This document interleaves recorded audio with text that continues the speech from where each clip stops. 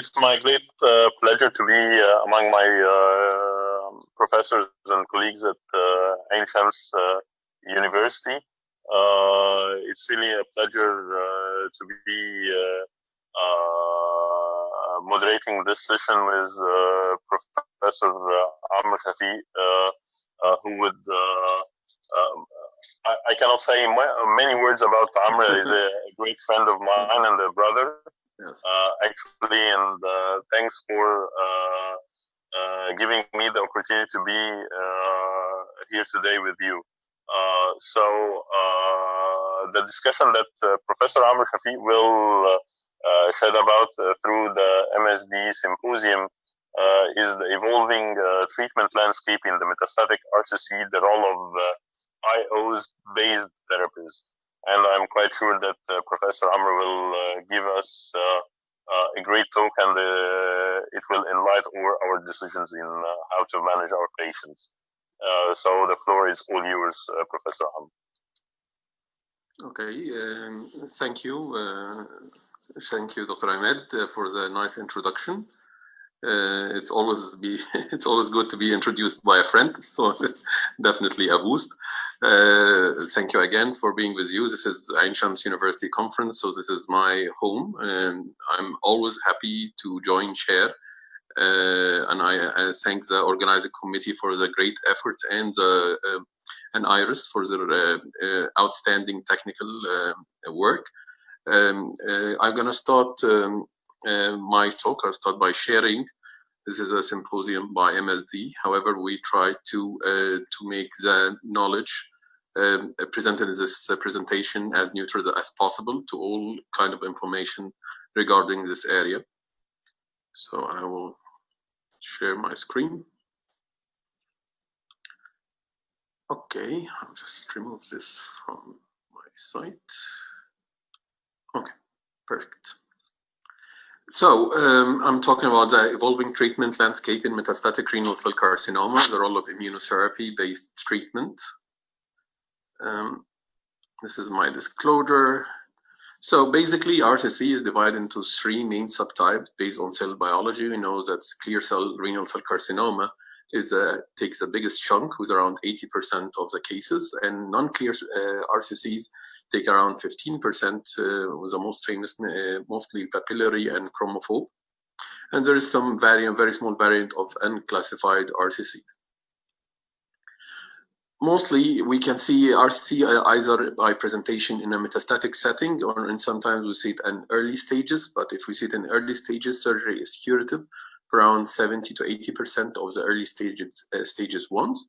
But 20 to 30% of patients will relapse, adding them to our pool of metastatic RCC.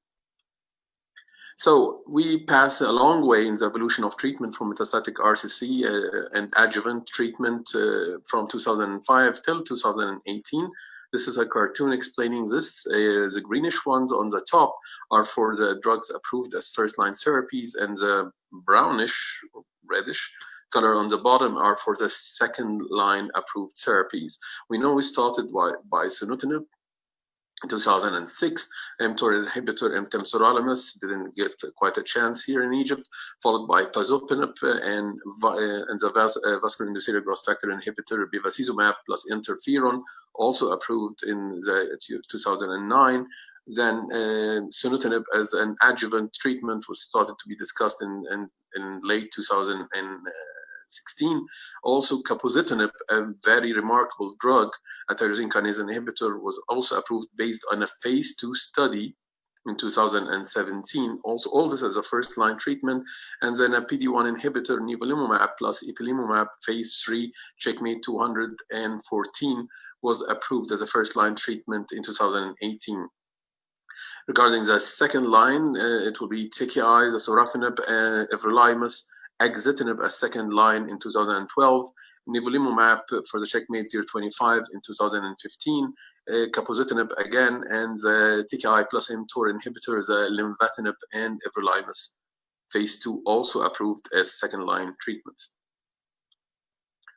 So is checkpoint inhibitors are the first IOs to use in RCC? I guess not, because we have two older generations of treatments, based on immune therapy, immune responses.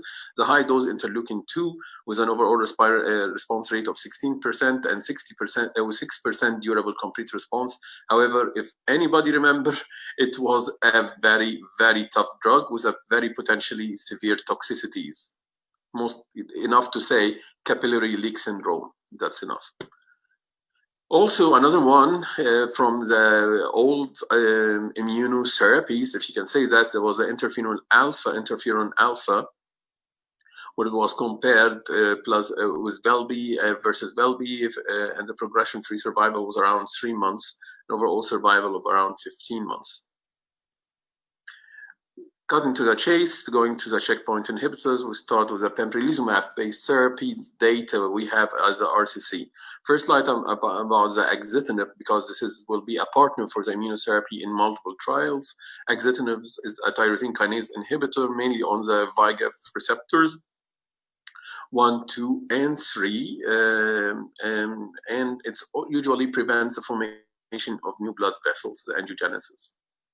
Starting by the keynote 035, it's a phase 1b trial of the pembrolizumab plus axitinib in advanced treatment naive RCC. Remember, the population only included the clear cell renal cell carcinoma, and the tumors had a primary tumor resected. The study part 1 was dose finding phase, then dose expansion phase was included. The target enrollment was around only 60 patients. This is the phase 1b, if you remember. The overall response rate for this study was actually 73%, with 8% of them achieving complete response. Median progression-free survival was 20.9 months, and median overall survival was not reached at this 20 months period. When we completed the follow-up for this at almost 5 years of follow-up, we find a very interesting number. Remember, it's just a phase 1b study. However, you will find that in this simple study, we got at 5 years of follow-up, 73% of the patients remain alive at 5 years. When you hear this with a metastatic renal cell carcinoma, this was quite interesting. So going to the big hitters, pembrolizumab plus axitinib versus sunitinib, the golden standard for comparison in RCC as first-line therapy for advanced renal cell carcinoma, the updated analysis of the keynote 426. Well, it included a newly diagnosed or recurrent stage 4 clear cell renal cell carcinoma, no previous systemic treatments for advanced disease, more or less a classic key inclusion criteria, and was randomized to pembrolizumab plus axitinib 5 milligrams orally twice daily versus the sunitinib 50 milligram orally once daily for the first 4 weeks of each 6-week cycle. The primary endpoints was overall survival and the progression-free survival in the intention to treat population. So this is a cartoon for the overall survival in the intention to treat population. We have nice separation of the curve. When you look at the 24 months interval, we find that the median overall survival was not reached for the pembrolizumab plus axitinib versus 35.7 months for the sunitinib.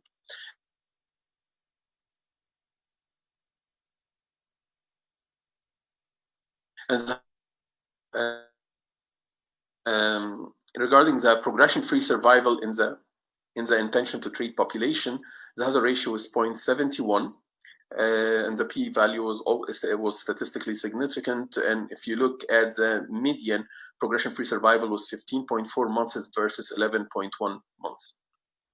When you go to the objective response rate, because this sometimes will be one important consideration for us, especially in the metastatic setting, especially if we have symptoms, we have the objective response rate of the pembro plus axitinib was 60% versus 39.9% for the sunitinib alone, and the complete response was 8.8 for the pembro combo plus versus 3% only for the sunitinib.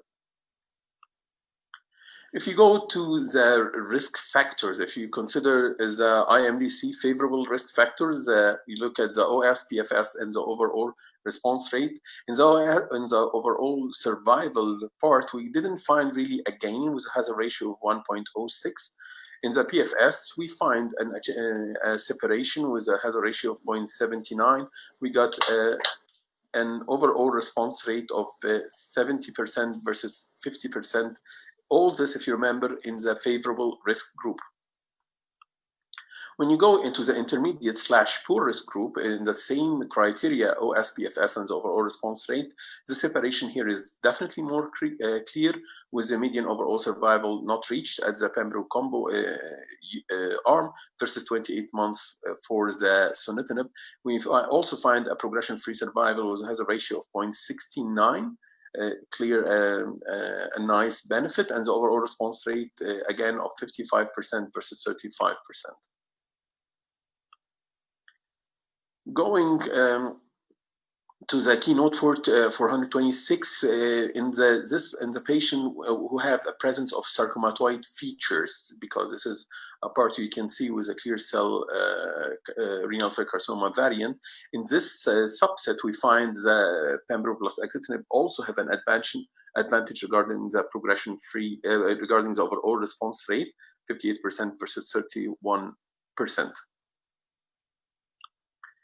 When you look at the PFS, also in this group, the patient who had a presence of sarcomatoid features in the pathology, the hazard ratio was 0.54. If you look beyond 2 months, the two curves completely get out of the other's direction, and the overall survival hazard ratio was 0.58.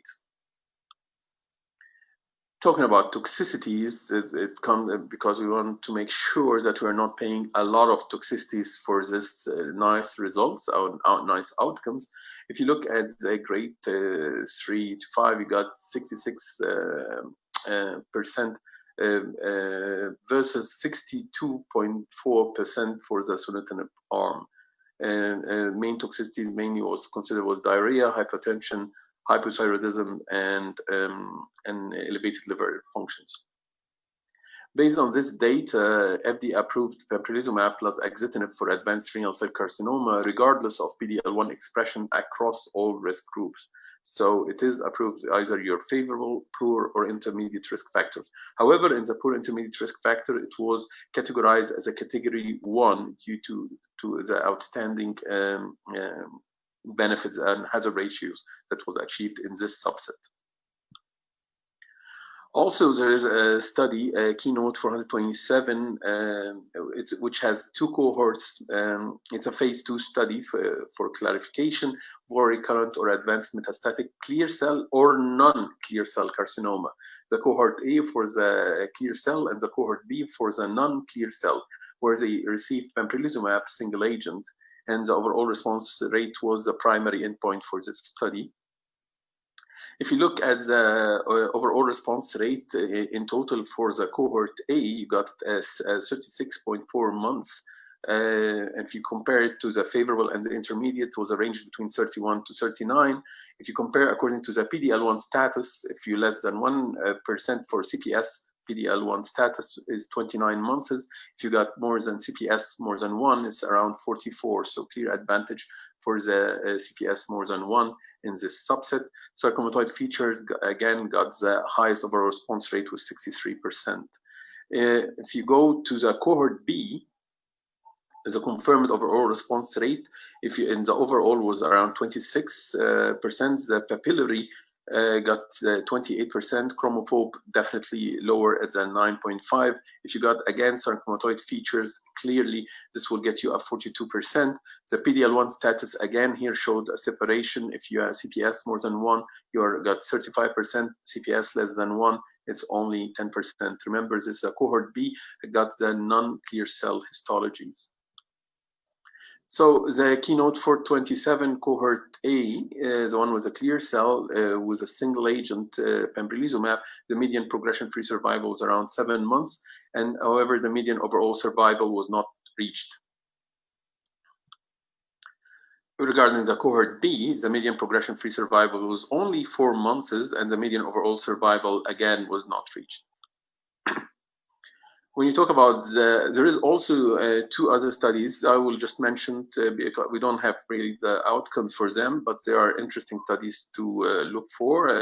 The Keynote 581, which is for it was will recruit 1,050 patient renal cell carcinoma with a clear cell component, no prior systemic therapy, and randomized into 3 subsets: lenvatinib plus everolimus, pembrolizumab plus lenvatinib, or sunitinib, with a primary endpoints of progression-free survival. This will be a very interesting data because lenvatinib is really coming hard in this disease area.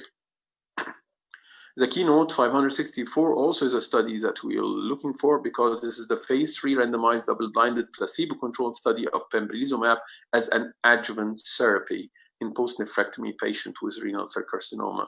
If you look at the key inclusion criteria, the post-nephrectomy for intermediate to high risk recurrence, it included the T2 grade 4, T3, T4, and NET with an N positive disease.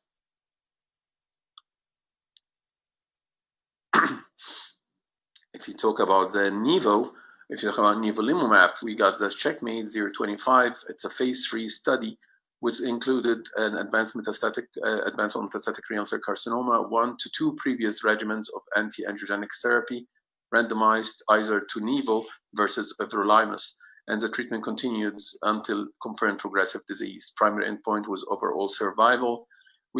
From this study, we got a 27% reduction in the risk of death for Nivo versus everolimus. We got a median overall survival of 25 months for Nivo versus 19.6 for everolimus, has a ratio of 0.73. The overall response rate was definitely higher with Nivo than with everolimus. Looking at the overall survival and independent review of response in Checkmate 2114, with 42 months of follow-up, which this study included treatment-naive patients of advanced metastatic RCC who were randomized to Nivo plus ipilimumab for 4 doses, then continue only for Nivo versus sunitinib at a standard 50 milligram doses. And the treatments will be until progression or unacceptable toxicities. The overall survival for this study was definitely a nice separation, which went along till our final point of assessment at the 42 months, where the Nivo got a median overall survival of 37 months versus 26.6. This is like 20 months gain, that has a ratio of 0.66. Also, the overall survival for the secondary efficacy population intention to treat patients, we got at 42 months, we got the median overall survival was not reached for the Nivo IPI versus 38.4 months for the sunitinib, with a hazard ratio of 0.72. If you go to the exploratory efficacy population, the favorable risk groups, always a challenge. And again, at this subset, we didn't find a benefit with a hazard ratio of 1.19 for the 2 arms of the study. If you consider the PFS per IRC for the intermediate and poor risk patients, we got a median progression-free survival of 12 months versus 8.3 months with a hazard ratio of 0.76, nice separation. And if you look at the intention to treat population of patients, we see more or less not really beneficial. It has a ratio of 0.89, 12.5 versus 12.3 median progression-free survival. Remember, this is in the intention to treat population. If you look at the intermediate poor risk in the previous slide, there was a benefit in this one. About the treatment-related adverse events over time, the post-hoc analysis. We're looking at the toxicities we get from the treatment, the green column for the Nivo IPI and the gray column for the sunitinib. And this is along the time, we always find the double immuno approach is actually lesser than the sunitinib in this pattern. So based on this, nivolumab was FDA approved for RCC. We got IPI plus nivolumab for the poor and intermediate as a category 1, and IPI plus Nivo were also approved for the favorable risk group, but they didn't put it as a preferred regimen because of the doubts at the progression-free survival data. Also, Nivo was approved as a category 1 as a subsequent therapy. And remember, this is for the clear cell histology alone, and also AP plus Nivo at the same subsequent therapy line. Again, a third one will be avelumab-based therapy, another checkpoint inhibitor presented at the ESMO Congress in Munich 2018. The Javelin Renal 101 randomized phase 3 trial of avelumab plus axitinib versus sunitinib as first-line treatment in treatment-naive RCC with a clear cell component. They included 188 patients, and the primary objective to demonstrate superiority of avi plus axitinib compared to Sutent for either PFS or AS in patients with PD-L1 positive tumors. So the PFS for per IRC in IMDC prognostic risk groups in the overall population. So going from the top, favorable, intermediate, followed by the poor. I know the colors are not really clear, but I'll try to clarify. So in the favorable, the median progression-free survival was not reached for the avelumab plus axitinib versus 13.8. When you go to the intermediate, was 13.8 versus 8.4 for the sunitinib. For an avelumab plus axitinib was 6 versus 2.9 for the sunitinib.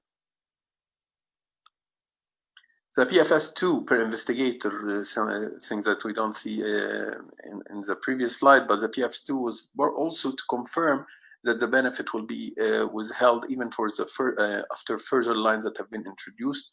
So the PFS2 for the avelumab plus axitinib was median PFS2 was not reached for the avelumab versus only 18.4 months for sunitinib. If you look at the Javelin Renal 1.0 efficacy summary, if you look at the PD-L1 positive group versus the overall population, so in the avelumab plus axitinib PD-L1 positive, the overall response rate was 55% versus 25%. If you look at the overall population, you'll find it 51 versus 25%, which is actually quite similar, regardless you got a PD-L1 disease or in total the overall population. The OS in the overall population was not reached for the avelumab plus axitinib versus the sunitinib. Overall survival data was more or less immature. The adverse events in all treated patients were the same common things: the diarrhea, hypertension, fatigue, hand-foot syndromes. I would think they were quite comparable, 95% versus 96% all grades, and 51% versus 48% for the serious adverse events. The overall survival, here we are comparing avelumab plus axitinib versus sunitinib versus in comparison to the pembrolizumab plus axitinib versus sunitinib. And remember, this is a cross trial, and so it's not really likable. It's not the perfect thing to do, but just because they have a very more or less a similar design. So in the avelumab, the median overall survival was not reached. The hazard ratio till this point was 0.78.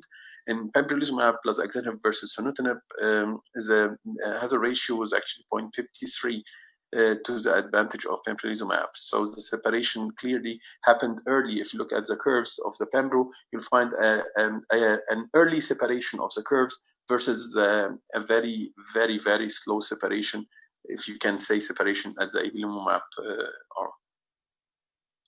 Also, based on this data, avelumab plus axitinib were actually introduced in the guidelines, in the NCCN guidelines, as recommended regimen, both in favorable and intermediate, not the preferred regimen, and also been added as category 3 in subsequent therapies.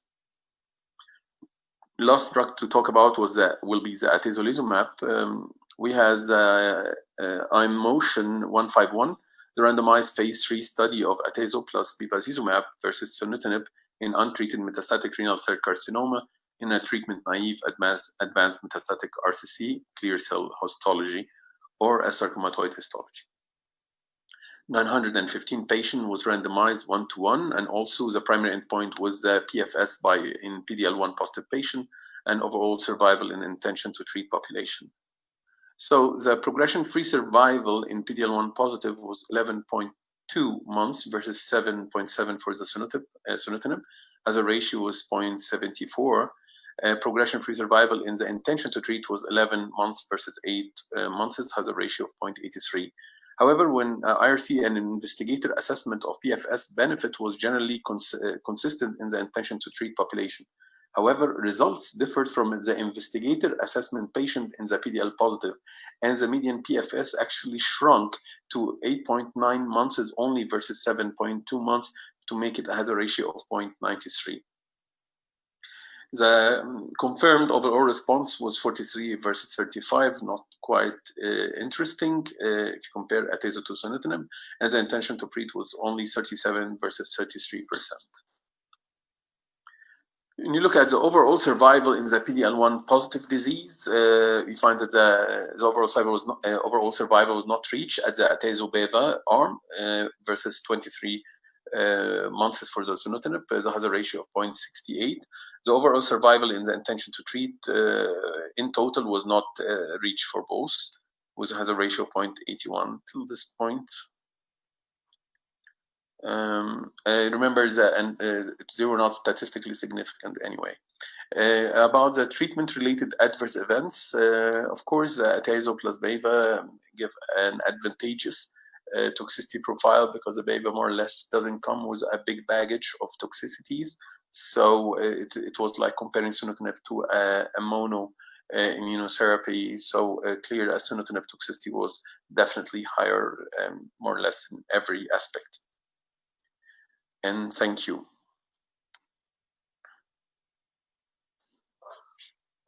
Thank you, Dr. Amr, for this nice and elegant presentation. I guess that we can accommodate for one or two questions. Okay. I guess there is already a question from Professor Lobna Azlarab that she's asking about your personal opinion, which is the best first-line protocol. Professor Amr, what do you think? How you will have an algorithm for the treatment of the first-line metastatic RCC? If she asked for my personal, if you ask for my personal, I usually go for the pembro plus axitinib. Of course, we have to put the financial because this is a university event. I didn't forget that, and a lot of النواب هيبقوا حاضرين فأنا مش عايز يبان إن الدنيا بامبي and easy because it's totally different. فلما نشيل financial consideration, I would definitely go with pembrolizumab plus axitinib combo. For me, as a first line in clear cell histology, it's definitely a very nice drug. And I guess this will be my answer if I have to give a priority check. Yeah. If I may add, from the data from the combos, will you consider the risk stratification, the favorable versus the intermediate high? Because the majority of the data is that you need to have a companion between an anti-VEGF and the Yes. There is actually one interesting data that have just been presented. I didn't have the time to add the slides. It was actually a checkmate where they added the Nivo plus cabozantinib. That would be interesting. It is a positive data, and if you ask me what's your preferred choice, clearly I would like to give an immunotherapy plus a TKI because clearly this is like the winner thing. And definitely, as you said, Ahmed, that a favorable risk group is always a challenge because the benefit sometimes doesn't clear. But if you have an intermediate or a high risk, definitely a combination between the two drugs, immuno plus TKI, will be superior. I think we're going to see more combination. I'm sorry that I didn't have time, but you can try to check out this study also as a checkmate with cabozantinib, because cabozantinib by itself is definitely a very good partner. I didn't really review the toxicities, the added toxicities, but it's definitely, it will be also a comparable option in the future. Okay. Is there any additional question from the floor? If not, it has been a pleasure really to be here, and thanks again for the kind عشان نشوف بعض يعني. on this virtual yes دي الحياة دلوقتي. ربنا يسعدك. So thank you once more, and thanks for the great audience and the professors of Ain Shams University, and for the continuation of the scientific activity even on a virtual platform. Thank you so much. It has been a pleasure to be here.